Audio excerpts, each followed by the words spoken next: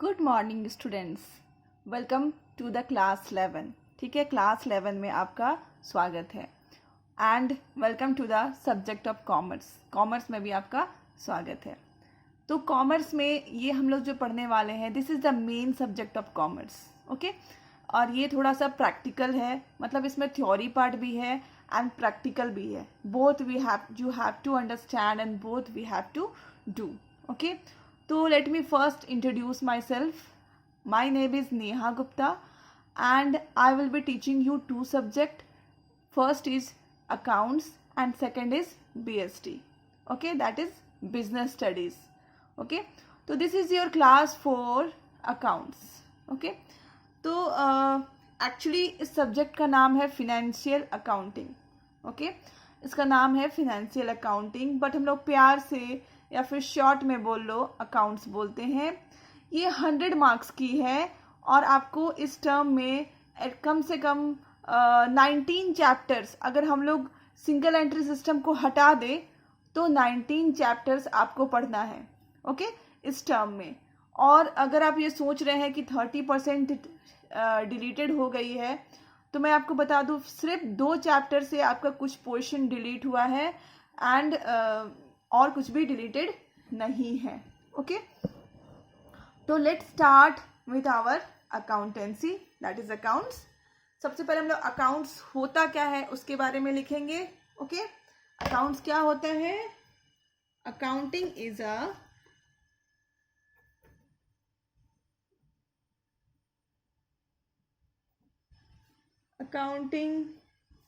a systematic process of identifying, measuring, recording, classifying,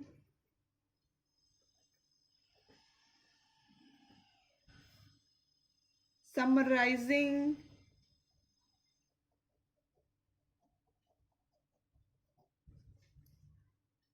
interpreting,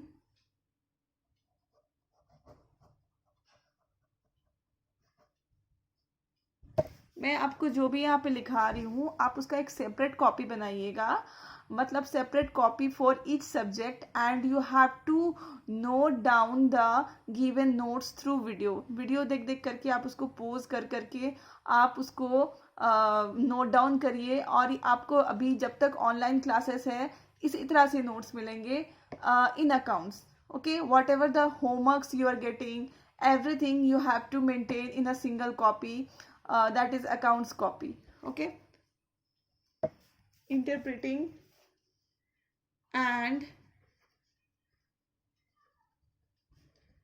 communicating financial information to the users। ठीक है, तो ये है अकाउंट्स का मीनिंग। होता क्या है अकाउंट्स? तो कहा जा रहा है accounting is a systematic process. Accounting एक सिस्टमेटिक प्रोसेस है। सिस्टमेटिक प्रोसेस ऐसे है कि देखो, सबसे पहले तो इसमें हम लोग ट्रांजैक्शंस रिकॉर्ड करते हैं। ठीक है, और वैसे ट्रांजैक्शंस को पहले आइडेंटिफाई करते हैं और उसको फिर मनी के टर्म्स में मेजर करते हैं एंड उसको फिर रिकॉर्ड करते हैं। ठीक है, तो अभी मैं ये जो डेफिनेशन लिखाई हूँ उसको मैं एक एग्जाम्पल के थ्रू आपको समझाऊंगी। ठीक है, so please be very careful. ठीक है, अभी ये देखिए, ये बंदा है, this is a person mister Manoj. ठीक है, this is a person mister Manoj. Okay, and इसका एक बिजनेस है। ओके, इसका एक बिजनेस है, बिजनेस फर्म है। ओके, तो बिजनेस फर्म है, तो जब भी कोई बिजनेस होती है वहाँ पे बहुत सारे ट्रांजैक्शंस होते हैं। ट्रांजैक्शन मतलब होता है लेन देन। ओके, क्या होता है ट्रांजेक्शन्स का मतलब? लेन देन। बहुत सारे ट्रांजेक्शन्स होते हैं।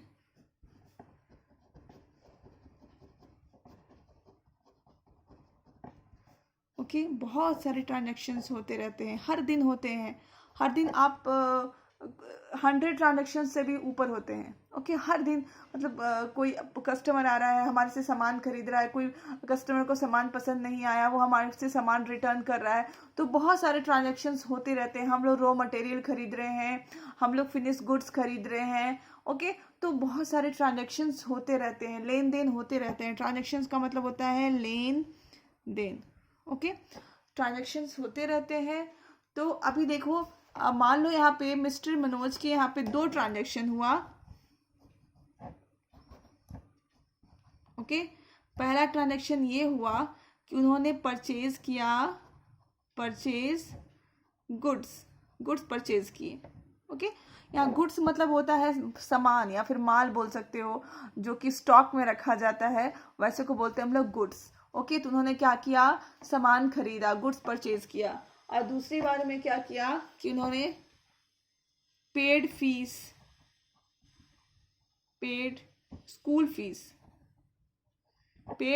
Fees for his children.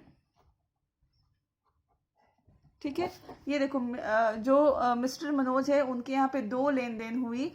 पहला तो उन्होंने गुड्स खरीदा, एंड दूसरा मैंने बहुत सिंपल लेने की कोशिश करा है, और दूसरा है कि उन्होंने अपने बच्चों के स्कूल के फीस भरे।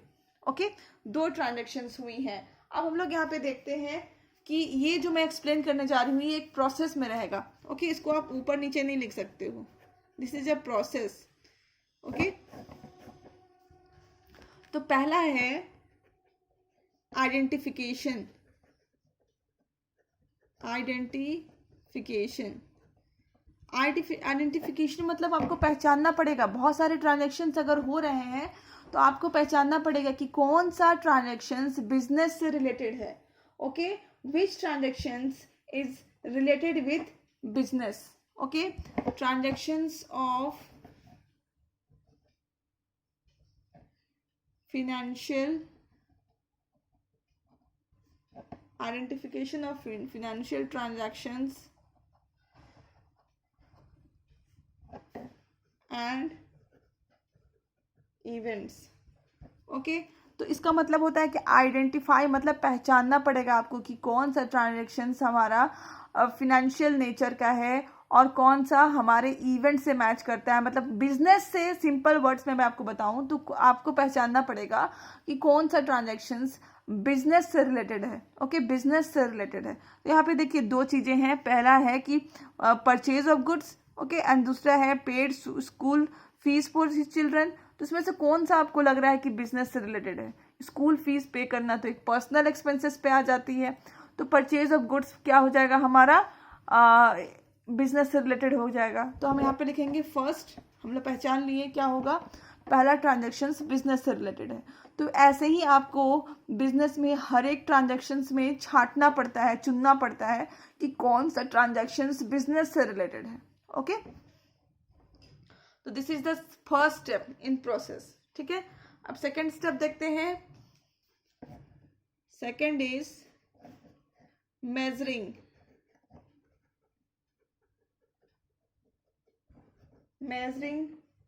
the identified transactions। ओके, मतलब आपने जो पहचान लिया, ठीक है, आपने ये पहचाना कि पहला परचेज ऑफ गुड्स आपके बिजनेस से रिलेटेड है। ओके, उसको आप फिर मेजर करोगे मनी के टर्म्स में। ओके, मनी के टर्म्स में आपको उसको मेजर करना पड़ेगा। मैं फिर से एग्जाम्पल लिख लेती हूँ। ठीक है, सपोज दो चीजें हुई हैं बिजनेस में। ओके, एक तो बिजनेसमैन के बेस्ट फ्रेंड की डेथ हो गई, या तो बिजनेसमैन के मिस्टर मनोज के पार्टनर की डेथ हो गई। ओके, मिस्टर मनोज के पार्टनर की डेथ हो गई। और दूसरा ये हुआ है कि बिजनेस में बहुत सारा मुनाफा कमाया है, प्रॉफिट अर्न की है। ठीक है, तो आप जो मिस्टर मनोज की पार्टनर की जो डेथ हो गई है, क्या आप उसको मनी के टर्म्स में मेजर कर सकते हो? Okay, can you measure that event in terms of money? No, answer will be no. तो हम वैसे ट्रांजैक्शंस को अपने बिजनेस में नहीं लिखते हैं जिनको हम मनी के टर्म्स में मेजर नहीं कर पाते हैं। दो it is very important. Mister Manoj की सोचो तो पार्टनर की डेथ हो गई, that is very important event, बहुत ही इंपॉर्टेंट इवेंट है, बट हम लोग अपने बुक्स में नहीं लिखते हैं। क्यों? क्योंकि हम उसको मनी के टर्म्स में एक्सप्रेस नहीं कर सकते हैं। हम अपने बुक्स में उन्हीं ट्रांजैक्शंस को जगह देते हैं जिनको हम मनी के टर्म्स में एक्सप्रेस कर पाएँ। जैसे हमारा मुनाफा हुआ होगा तो हो सकता है 1 लाख का हुआ होगा, हो सकता है 50,000 का हुआ होगा, तो हम लोग उसको मनी के टर्म्स में एक्सप्रेस कर पा रहे हैं तो हम लोग उसको लिखेंगे। ठीक है, जैसे यहाँ पे हमने लिया है कि परचेज ऑफ गुड्स, तो अब परचेज ऑफ गुड्स को हमको पता है ना कि हम कितने का गुड्स परचेज किए हुए हैं।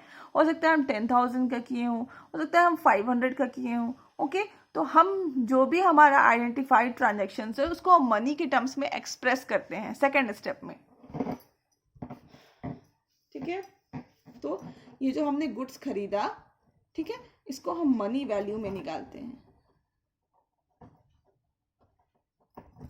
ओके, अब थर्ड देखते हैं, recording. Third is recording.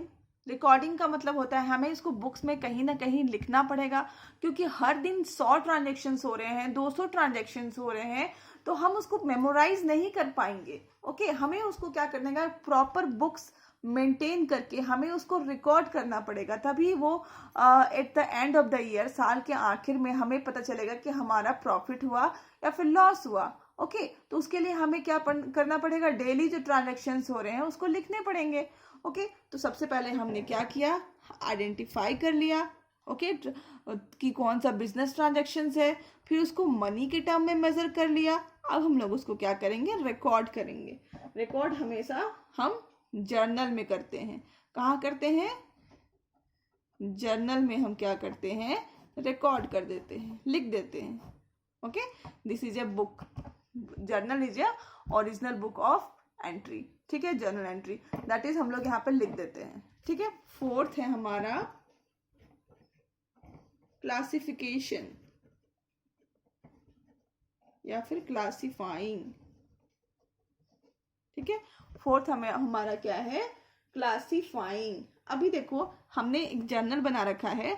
Okay, हमने एक जर्नल बना रखा है, तो हमारा जो जर्नल है उसमें हम सब कुछ लिखते हुए चल रहे हैं। ठीक है, अगर हमारा परचेज हुआ तो भी हम लिख दिए, सेल हो रहा है तो भी हम लिख दिए, देन परचेज हो रहा है तो भी लिख दिए, सेल हो रहा है तो भी लिख दिए। इस तरह से हमारा book purchase sale purchase sale purchase sale से भरा हुआ है। ठीक है, अब हमें क्या करना पड़ेगा कि इसको अलग अलग करना पड़ेगा, डिफरेंट डिफरेंट बुक्स में लिखनी पड़ेंगी। हमें एक परचेज बुक बनाना पड़ेगा, उसमें हम परचेज से रिलेटेड सारा आइटम्स लिखेंगे, और हमें एक अलग से सेल्स बुक बनाना पड़ेगा, उसमें हम सेल्स से रिलेटेड सारा आइटम्स वहाँ पे लिख देंगे। ठीक है, तो हमें यहाँ पे क्या करना पड़ेगा, क्लासीफाइंग में मतलब दोनों को अलग अलग करना है। 2 बुक हम बनाते हैं, पहला को नाम देते हैं परचेज बुक, दूसरा को नाम देते हैं sales book. Okay, purchase book में हम सिर्फ परचेज की आइटम लिखेंगे, हमने क्या क्या परचेज किया, और सेल्स बुक में हम सिर्फ सेल्स की आइटम लिखेंगे, हमने सेल्स में क्या क्या किया। ओके, ताकि हमको जब भी टोटल करना हो, हमें अगर एट द एनी टाइम हमें अगर ये हमारे दिमाग में आए कि हमने इस साल कितना परचेज किया, तो हम फटाफट से वो बुक खोलें और देख लें कि हमने कितना परचेज किया।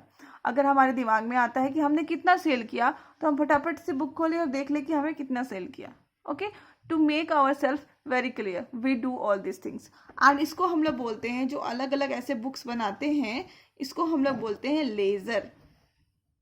Okay, what we call this, ledger. अभी आपको क्या है, आप सोच रहे होंगे जर्नल क्या है, लेजर क्या है। Please don't be panic and don't be worried, because you have to study each and every chapter related with this topics. एक चैप्टर ही है आपका, आप कंटेंट में जाके देखिए, एक चैप्टर आपका नाम लेजर है, एक चैप्टर का नाम जर्नल है। Okay, so please stay calm. Next है हमारा, तो हमारा 5th है समराइजिंग।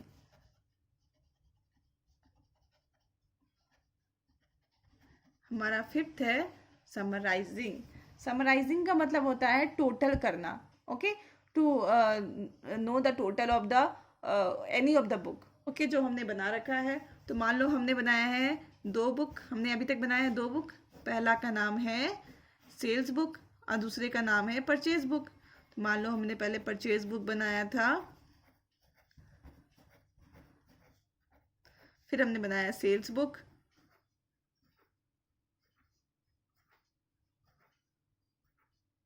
ओके। तो अब हमें समराइजिंग करना है, मतलब दोनों का टोटल करना है। तो हम लोग डिफरेंट डिफरेंट बुक बना चुके हैं, तो हमारा समराइजिंग काफ़ी इजी हो जाएगा इस स्टेज पे आके।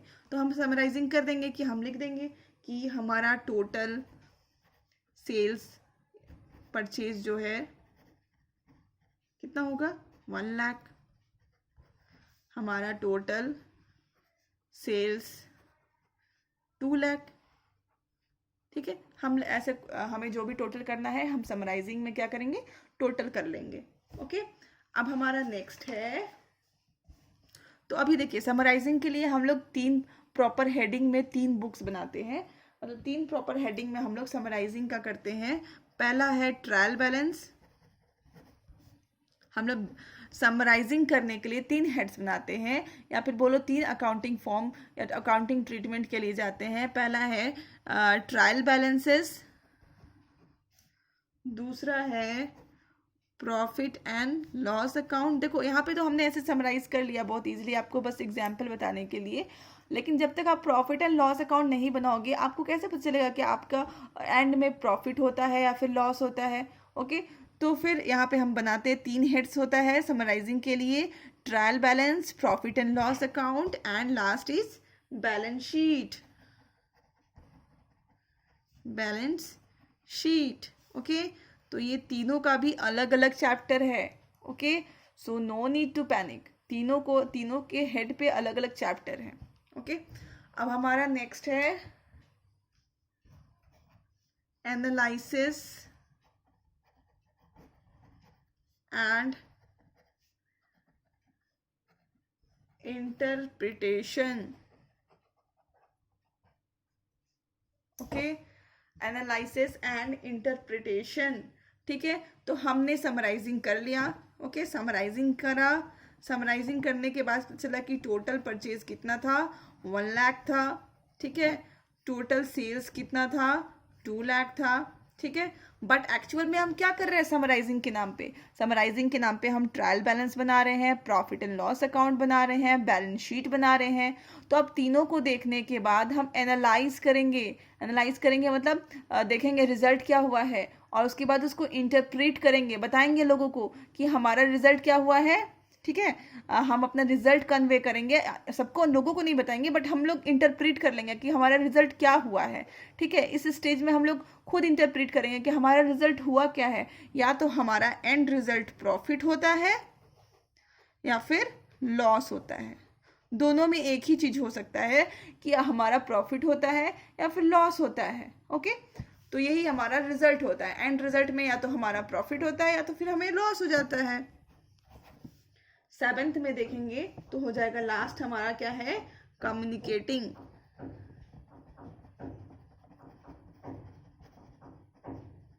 कम्युनिकेटिंग टू यूजर्स, ठीक है। अब हमने एनालाइज कर लिया, इंटरप्रेट कर लिया, हमें पता चल गया कि हमारा या तो प्रॉफिट हुआ है या तो लॉस हुआ है। फिर हम उसको कम्युनिकेट करेंगे, मतलब सारे जो यूजर्स हैं, अकाउंट्स के जो यूजर्स हैं, अकाउंट्स के यूजर कौन कौन होंगे बताइए आप लोग, जो सप्लायर्स होंगे जो हमें सप्लाई करेंगे, ओके। एंड इस पे आप 2 हेड है आपके बुक्स में है, that is internal users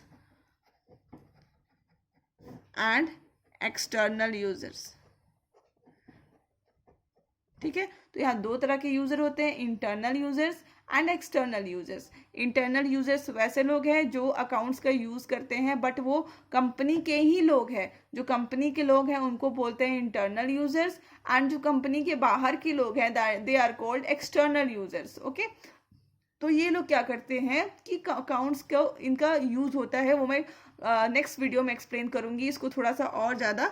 but यहाँ पे आप समझ लीजिए कि वो जो रिजल्ट है उसको ये लोग क्या करते हैं, कम्युनिकेट करते हैं। किसको कम्युनिकेट करते हैं, अपने यूजर्स को। ओके, एक्सटर्नल में हो जाता है आप कस्टमर्स को बताते हैं, ठीक है, या फिर आप बताते हैं सप्लायर्स को या क्रेडिटर्स को, बैंक्स को जहाँ से आपने लोन ले रखा है।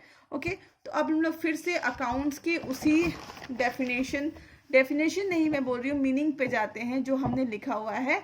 ये देखिए, अकाउंटिंग क्या है, जो सिस्टमेटिक प्रोसेस है जिसमें आइडेंटिफिकेशन होता है, हमने आइडेंटिफिकेशन देख ली। मेजरिंग होता है, हमने मेजरिंग के बारे में पढ़ा। रिकॉर्डिंग होता है, हमने रिकॉर्डिंग के बारे में समझा कि कैसे रिकॉर्ड करते हैं। देन क्लासिफिकेशन, तो क्लासिफिकेशन के बारे में समझा। समराइजिंग के बारे में समझा। इंटरप्रेटिंग के बारे में समझा। And communicating okay financial users to the information to the users. तो मैंने ये सारे पॉइंट्स को, जो भी अकाउंट्स के मीनिंग होते हैं, वन बाय वन करके आपके सामने एक्सप्लेन किया है। ओके, और ये सारे जो हैं सारे मिला करके, ठीक है, प्रोसेस बन जाते हैं, अकाउंटिंग प्रोसेस बन जाते हैं। Alright, so I am ending my video here only because I will not make long videos so that you will not be in a trouble. Okay, in the next video we will do with some more interesting topics. Till then, keep learning, stay safe, stay home, and thank you.